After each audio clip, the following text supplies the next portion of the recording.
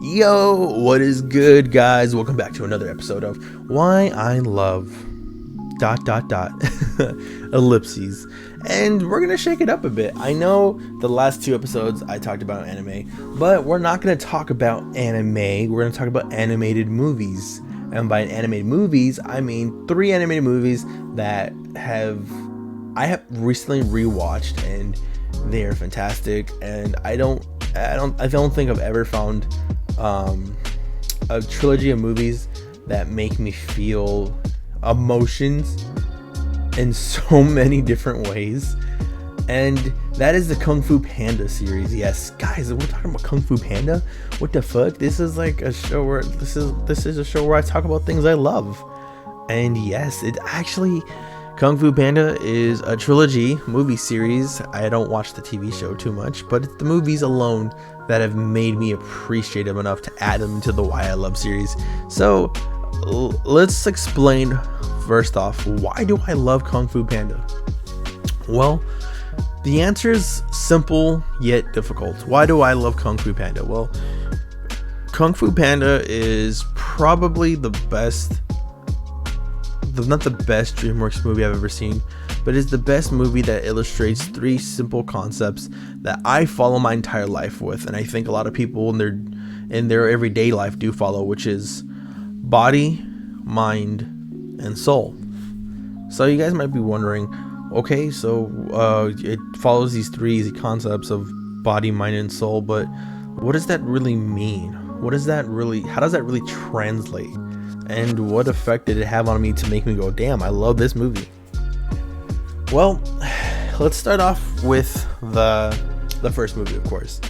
We're going to start off with the original Kung Fu Panda and the importance that comes from that movie. So, first off, if you haven't seen Kung Fu Panda, the movie's old. Spoiler alert. Go watch the movie before you even watch this video. Or, in fact, how about this? Pause the video, then go watch the movies, all 3 of them, and then come back. Whew, you done? Alright, perfect. Let's get into it. So, Kung Fu Panda, the first movie, it's the story of Xiao Po, this big, aloof panda, very clumsy, very uncoordinated, chubby. In a sense, he's the chubby guy, the big fanboy, the weeb, if you will. He's kind of just, he's a big fanboy. And he has a dream of doing kung fu because he admires it, he loves it. To him, it's the coolest thing in the world. What he's fighting with himself is, how do I enjoy what I love? How do I pursue that where the situation I'm at? Which for him, it's being at his dad's noodle shop. Of course, his dad's a goose. That's funny. And he's trying to figure out, like, he has this dream and his father has this dream for him. So it's the path that's set, because he lies to his father about the dream he has, but his father's like, oh wow, you want to do this and that noodle dream, that means you want to be just like me. Well, truly he doesn't. He wants to be himself, but it's hard to be himself because he feels like he's gonna let people down being himself. He's gonna feel like he's gonna let himself down because he doesn't believe in himself. He doesn't believe in his dreams, and it's a hard thing to do that. It's a very hard thing to find confidence in yourself when you feel like your whole life is just, you're stuck. You know what I'm saying? You feel stuck. With the announcement that the Dragon Warrior will soon be here, he tells everyone to go see it. He wants to go see it too, and he gets chosen to be the Dragon Warrior by a sheer amount of situations that only he could have made for himself. So by literally making these situations worse, he gets chosen as the Dragon Warrior. The master, what's his name, Shifu, is just like, yo, we need the real Dragon Warrior because my adopted son / evil student is coming back, Tai Long, and he's gonna fuck us up. So we need someone who's got the skills. Like Tigress obviously was the one you're gonna pick, so why don't we just say it's her? And Oogway, the turtle, the master, the character in this movie that I love the most, basically says there are no accidents in this. I picked who I picked. That's it. He's the Dragon Warrior. And through the whole first act of the movie, the first act of the movie is just the torture of Poe. It's very hard. They're really putting him through the ringer, but he enjoys it because at the end of the day, although he's not physically fit, the attempt, the trial, the fact that he gets to hang out with his heroes, and even though they're cold to him, they make fun of him, he does find some solace in it. That he gets to try to attempt to be different, or he tries to attempt to change himself, and he wants to be just like them. These are not only the people he's admired; these are the people he's striving to be just like. It's a very easy concept to mesh with. I think in high school, everybody wanted to be like the cool kids, so you decided to try to hang out with the cool kids, and you came off as the annoying kid, or you came off as the weird kid. Like it's a very hard concept to not fucking vibe with, because I think everyone in their life has somewhat been in Poe's shoes, where there's people you wish you could be like, or wish you could be friends with, but you're nothing like them, and even though you try to be just like them, you feel this emptiness inside you, or you feel like you're unfulfilled, or you feel like there's just something missing.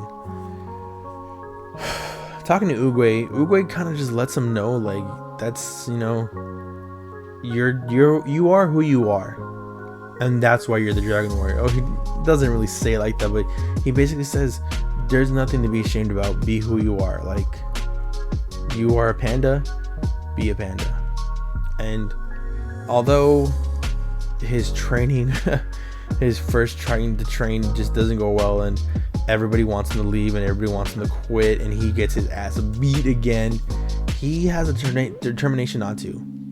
It's funny enough that he wants to believe in himself so much that he's willing to put himself through this pain. While when he's revealed the story of Tai Long, he hears firsthand this person who was literally great, who was literally the Master Shifu's #1 student, and how just not being the Dragon Warrior drove him mad to just attack a village. And I'm assuming when he says attack, he probably killed a couple people. Like, he's in prison for a reason. That's nothing to laugh about. But when hearing this story, Poe was just like, wow, like, what am I to expect? Like, let's not let that be a thing. It's a very big foil, because here's somebody who believed in himself, had the talent, had the praise, but when he was denied the one thing he wanted, he snapped. Prior to Poe, who working through the very thing he wanted, it's not that he's snapping, he's looking for somehow to believe in himself. While someone who did believe himself to be the Dragon Warrior was told that he wasn't by one person, and that very thing, of course Oogway told him, is the very thing that drives him mad. While when Shifu tells it to Poe would just, I'll be it. I'll strive to be it. Interesting foils to each other.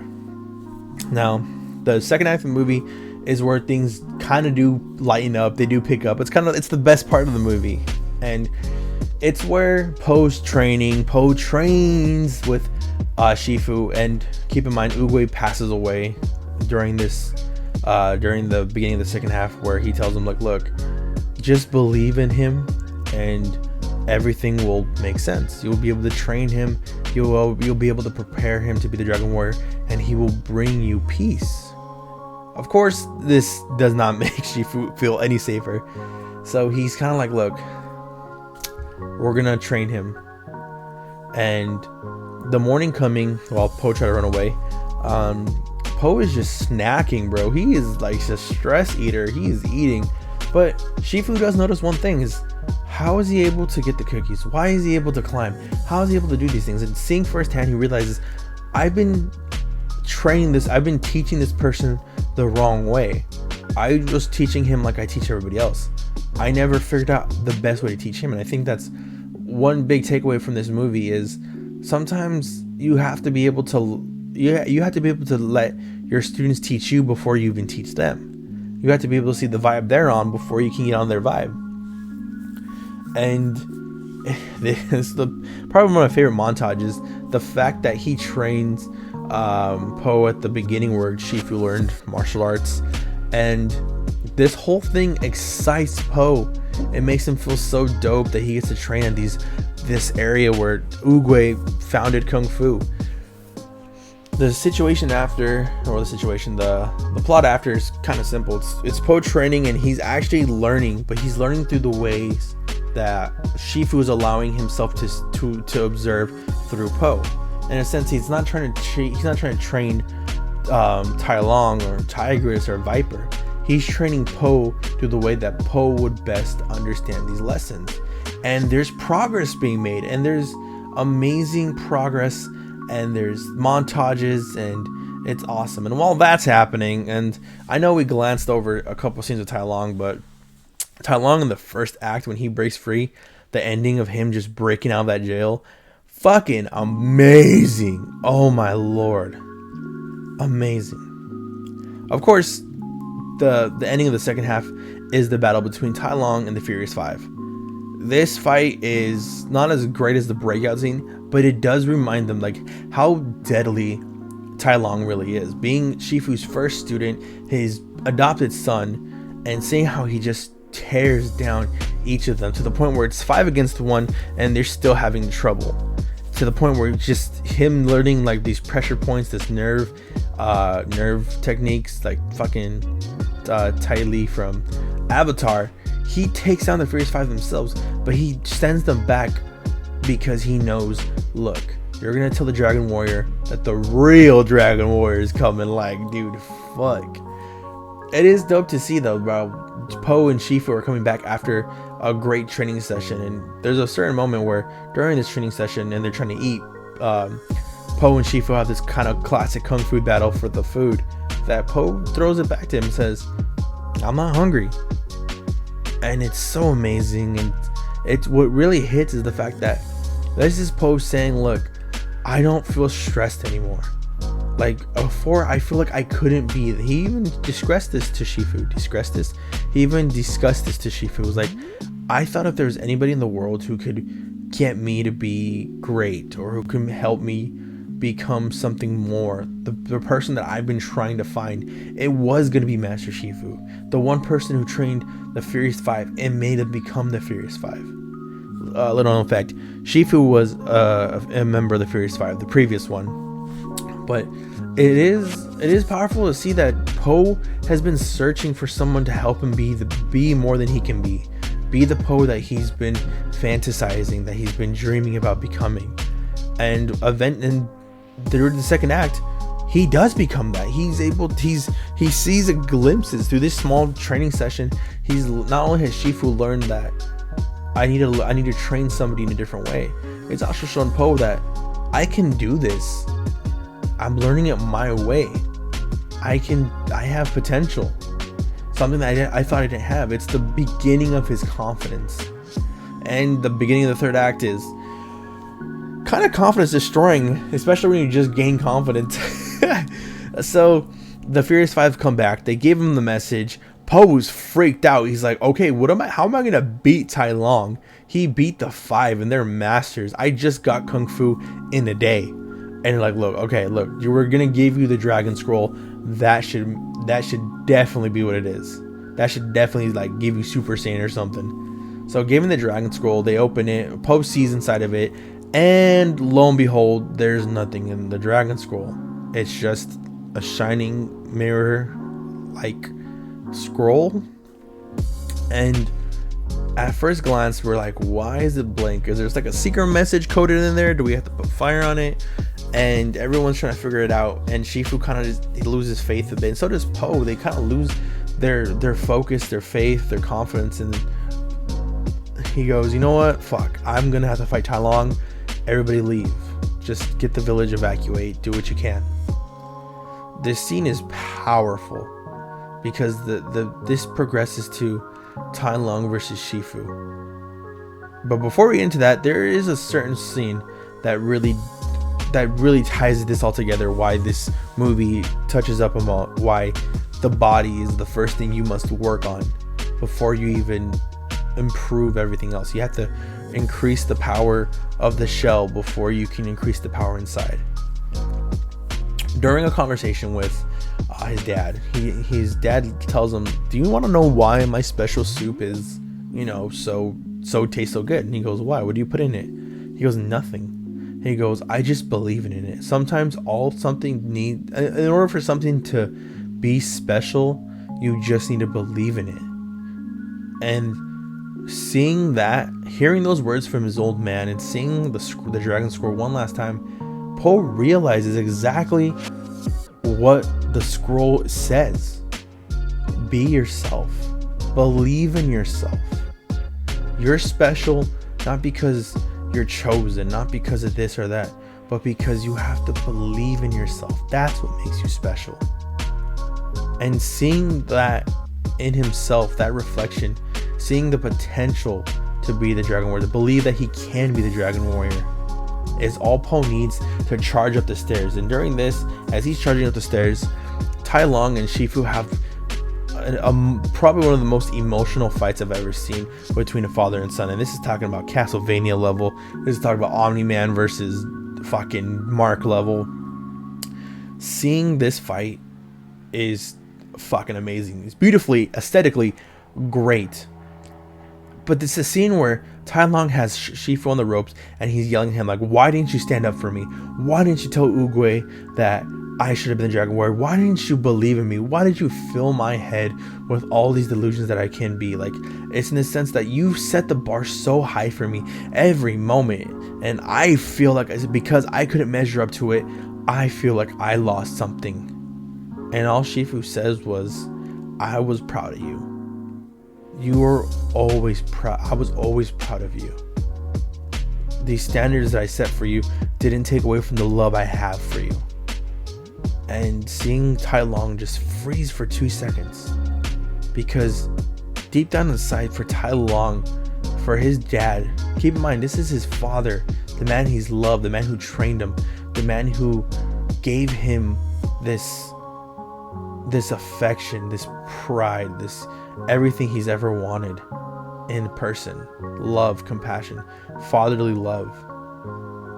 Gives him those 2 seconds, he hears what he really deep down always wanted, but realizes I've already walked my path. I am too far gone, and I have to end this. And so he goes forward, only to get stopped by Poe, who chimes in right before Tai Lung can do a finishing blow. And this is where believing in yourself is shown.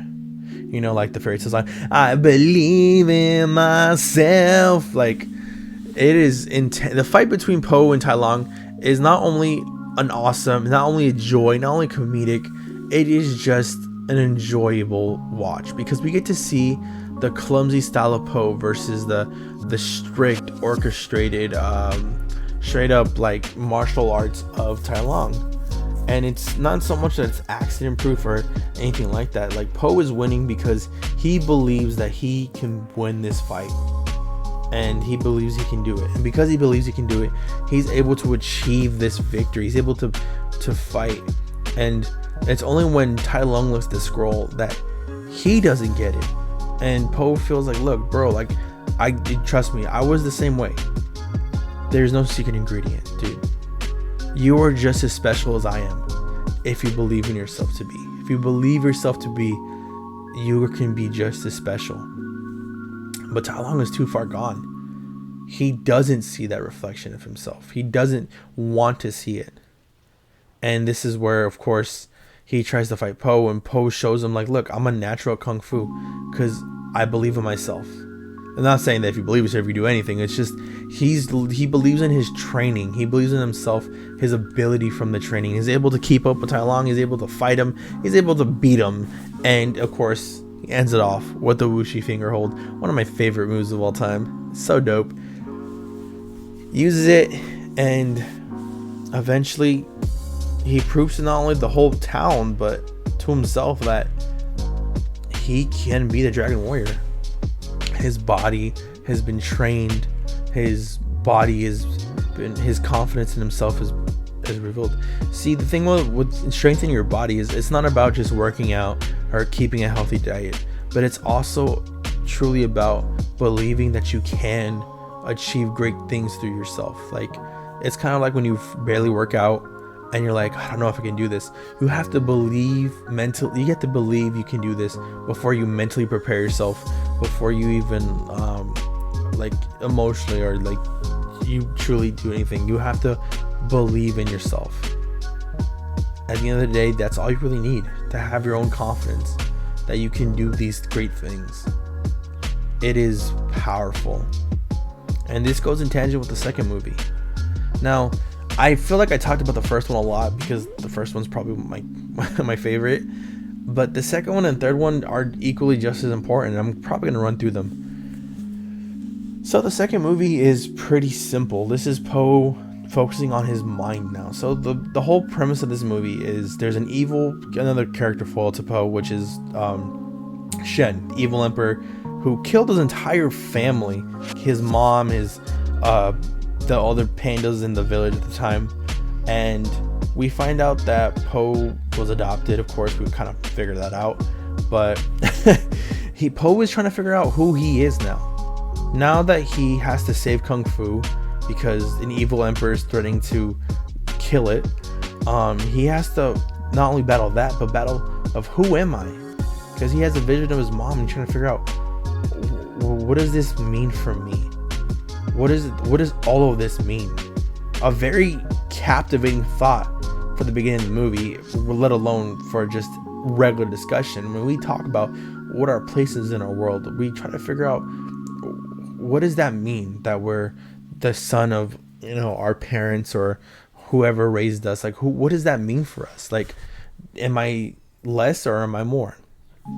It is a difficult question to ask, and for Poe, this very thing of trying to focus your mind is hard because there's so many things and so many stresses on him. He has to save China.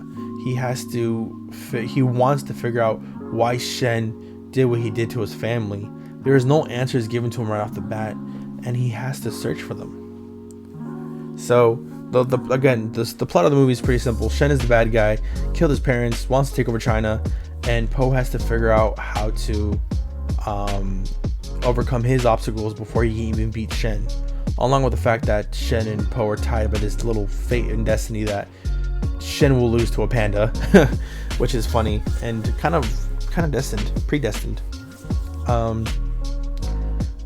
So again, why this movie focuses on mind so much and why I love how it does it is because Poe has a lot of hidden trauma that he barely just awakens, and the most powerful scene in this entire movie is with this goat kind of seance lady who's discussing with him at the old panda village where it's all burned down and it's barely growing, and he fights his trauma, he fights the PTSD that's left in him, and the goat lady goes, let it go, just feel it, stop fighting it, stop being afraid of what's clouding your mind, just experience it.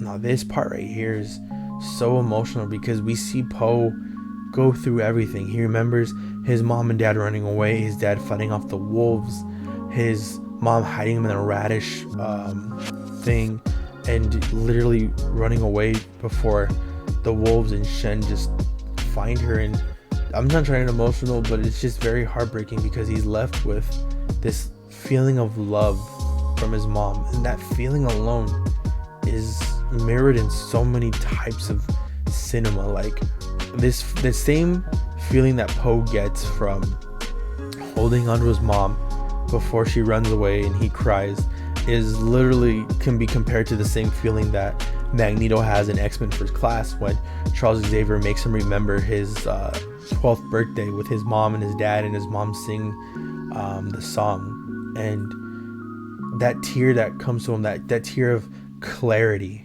that tear of understand, like my rage that I have along with my sadness, being able to bridge them together to find clarity in his head after that, to find himself. It's very powerful for a kids movie, man. Like I was crying when I first saw that. It's just, he was able to overcome this trauma by understanding, and he was able to answer all his questions because he said, I need to understand that this, what happened. I need to be able to let myself feel what happened. I need to not let myself understand that this was out of my control. I am who I am. Whatever happened doesn't define me, doesn't make me the survivor. I am who I am. I am Po. Zhao Po is who Po is. And that clarity in his mind allows him to battle against Shen, whose mind has always been like strictly just clouded by just this feeling of losing. He's lost himself way behind with all the things that are in his mind, such as his regret about his parents, his ambition to take over China. Everything has clouded Shen's head to the point where, after Po uses the clarity brought to him to beat Shen, he sheds some wisdom on Shen and lets him know, like, dude, like, yeah, you hurt me. You're the reason why I have all this trauma, but that's in the past. That doesn't define who I am. And that feeling does kind of save Shen in a way. Shen dies by having the very weapon that he used fall on him.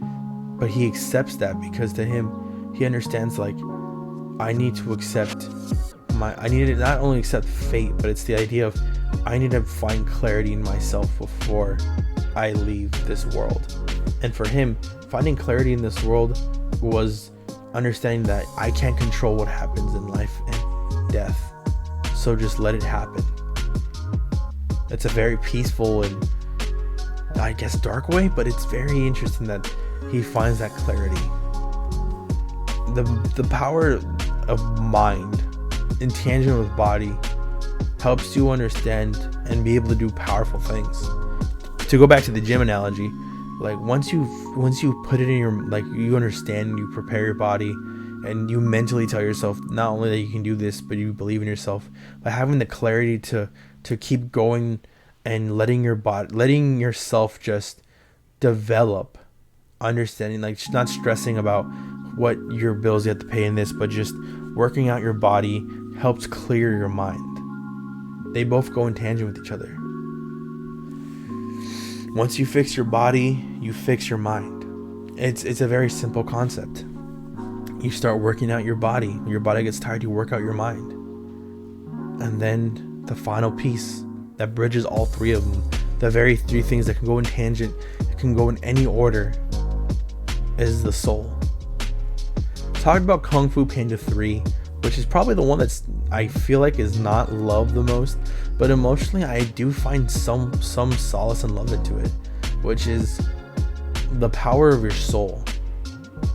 Now, the premise of Kung Fu Panda 3 is there's a villain from literally the afterlife who wants to collect chi. So he beats Oogway, who's in the spirit world chilling, and he steals his chi.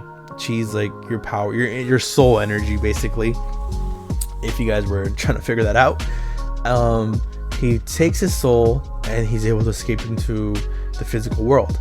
He chases down every strong fighter who has amazing chi, so he could just become this fucking powerful being. And after hearing that pandas have the power to spread chi, it's very much pushed that Po needs to go with his real dad, who comes in, played by Bryan Cranston, which was hella dope. His real father. Sorry about the loud noise. I am so sorry. This plane is really fucking up, like, the video a bit, but we're gonna talk over this.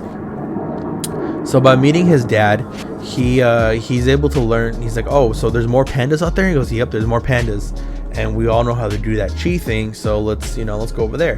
Because Oogway was saved by the chi power when Kai, who's a villain, had to take him over there during a fight back in the good old days when they were young. And so he takes him there. Po learns, like, oh, well, I got family. That's so dope. That's awesome. Other pandas. I fit in with other pandas. And, it's building this cheerfulness, this joy into him. Eventually, because his dad can't, they don't know how to do chi, Po freaks out and he's like, dude, I need to be able to save everybody from this guy. My master and my friends have gotten beaten. How am I going to beat this guy? And he's like, look, you know what? I'm going to take him to the spirit world myself. I can use the whooshy finger hold, and I can take him there myself, and that'll be the way I beat him. So the thing that Poe learns in this, because Poe is now a master, is he has to be able to learn how to impart his knowledge and learn how to control chi and pass it on to the next generation, which is a hard thing because teaching is difficult, and he's only learned. He's been a student. So what makes me love Kung Fu Panda 3 is the very fact that he learns how to teach them the same way that Shifu learned how to teach him, which was believe in the students. Believe in the students, help them focus their minds, and they can achieve great things. And when the final battle comes, Poe is the one who takes Kai into the spirit world with him, because he can't take a spirit to the spirit world. He has to lose his physical body to go into the spirit world by using the whooshy finger hold on himself, which kind of answers the fact, what does the whooshy finger hold do? Well, it sends people to the spirit realm. In a lack for a better word, it's a one kill technique. Dope, huh? So in the spirit world, by beating Kai, he beats Kai by not just believing himself and not just focusing himself and bringing clarity to his mind, but understanding the power of chi, which is the power of the soul. By imparting his energy onto everybody else, by becoming a teacher, not only did he impart his energy onto everybody else, he helped them achieve the very things that he had to learn, which was believing in oneself and finding clarity in the mind. And every panda and everybody in there is able to send their chi to Poe, helping him understand the soul that, yes, I was able to impart my wisdom, my energy, my soul, my being onto everybody else. My chi, I was able to help them and teach them. Now he's a chi master. Now he gets a cool astral dragon form. He beats Kai, and then he has probably the best roundabout conversation with Oogway ever, coming from the first movie to the second movie, for the third movie actually, what I meant, which was Oogway tells him, I've always known you were going to be the Dragon Warrior. I know the past, I know the future, I know the present. And he goes, you were going to be the Dragon Warrior. He goes, but why don't you let me know? He goes, what was telling you going to do? Like, you had to go through it yourself. And that reflection really does play into Poe. He's gone from being someone who believes in himself to someone who is able to overcome great trauma, to being able to impart the very essence of himself onto others, and for that to be reciprocated back. Everyone vibed with him, and they gave him the vibes back. Why this movie focuses on mind, our body, mind, and soul, is the whole reason why I love these movies. I could go into in-depth on the characters, the villains, because God, the villains are amazing. They're like amazing, like Legend of Korra level amazing. But it's the focus on the body, mind, and soul aspect that really sells my entire love for this movie. From Poe just beginning to the end, starting off as a student of Kung Fu, a lover of Kung Fu, to being a master and teaching everybody how to channel their chi. Everybody, not just the pandas, but how to teach everybody how to impart their own energies onto the world. How to heal the world through your energy was fucking beautiful. And wraps up the movie in the best way possible.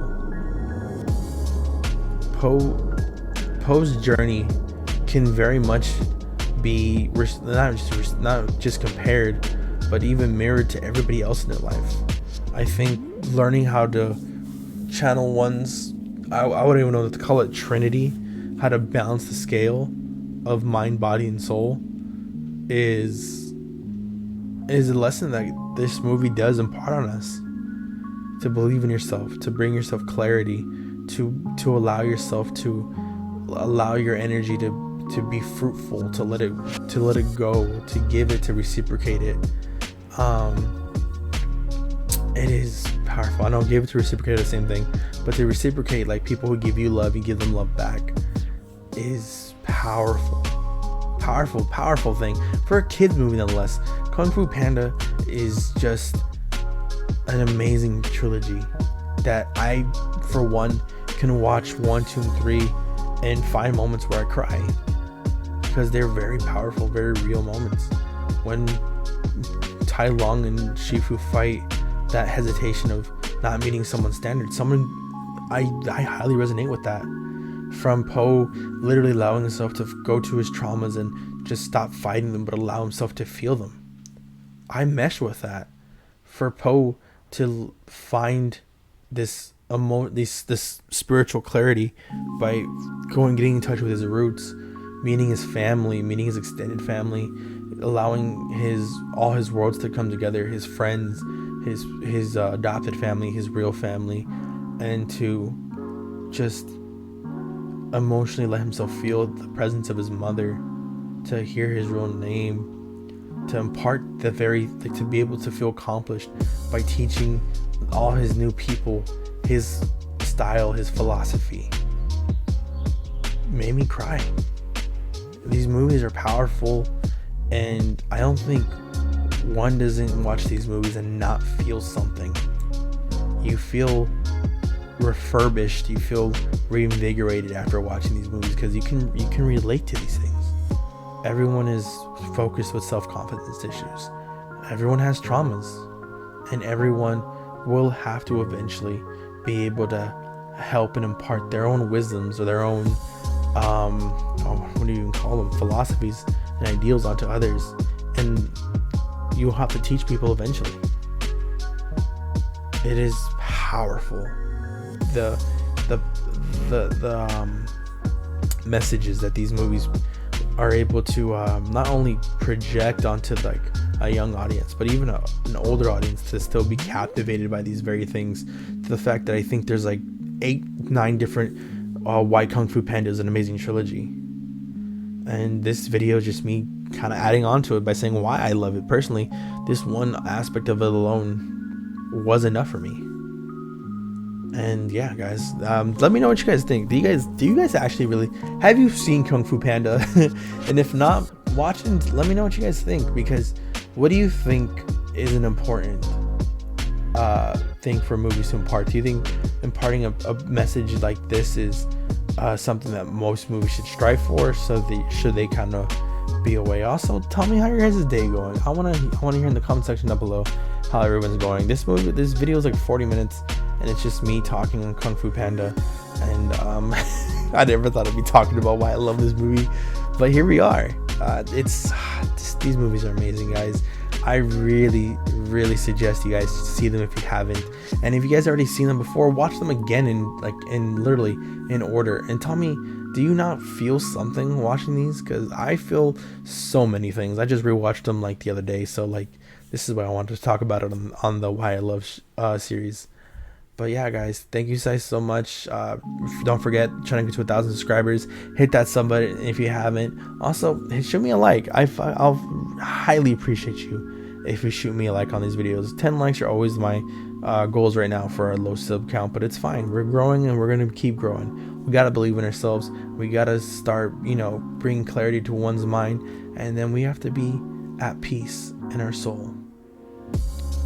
Bye, guys. Peace out. Peace and love.